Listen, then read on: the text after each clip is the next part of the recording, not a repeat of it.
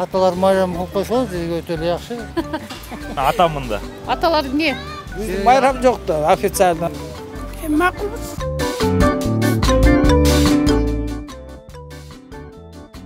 Депутаты предлагают отмечать в Кыргызстане День отца. Комитет по социальной политике Жогорку Кеңеши соответствующий закон принял в первом чтении. Было предложено отмечать этот праздник 15 марта. Что думают жители, сейчас узнаем. Ой, келиндер майрамы, апалардын аталардын майрамы, кемпирлердин ашка майрамы, бизде аталар майрамы кылып койсоңуз өтө эле жакшы.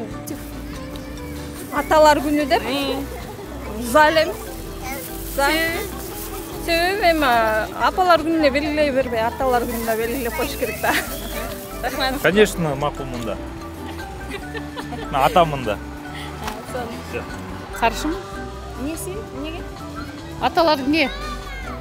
Көптөр участвовать этпейт, энелер кыйналат айым эле. Туурабы? Эми энелер күнү бар, 8 март бар деген сыяктуу. Аталардыкы деле 23 февраль бар болот атпайбы? Ошол жетеби? Жетет ошол. Конечно. Себеби Биздин майрам жок да, официально эс алып деген кызыл күн болсо жакшы да. Кыргызстанда майрам көп деп ойлойсуңар?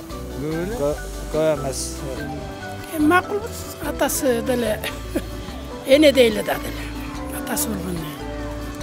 Майрам болсун, Рахмат. 15 март, 8 март аялдардык, 15 март эркектердики экен. Негизи аталар күнүн белгиленсинби же белгиленбесинби Кыргызстанда? 23 февралда белгиленсин да. 23 февралыбыз бар да. Майрамдар жетиштүү болду го дейм. Да, красный день будет. Тогда согласен. Чисто из-за красного дня, да? Да.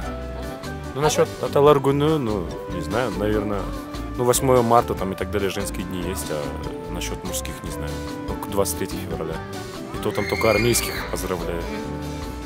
Ну, возможно, неплохая идея. А вы? Справедливости ради можно Включить, да? можно включить, но я просто не студент. Не стал бы очень сильно это. Праздновать? Нет, настаивать на том, чтобы праздновали или включили это. А так, как вариант, можно. Макулмун. Себебин да айтып коюңуз. Апалар күнү бар да, аталар күнү да болуш керек да. Кыргызстанда майрамдар көп деп ойлойсузбу? Жетишти. 5 мартты акалпак күнү белгилеп атпайбызбы? Ошого кошо эле аталар күнүн белгилеп коюш керек. Эки майрам болбойт, жазында майрамдарыбыз көбөйүп кетет го.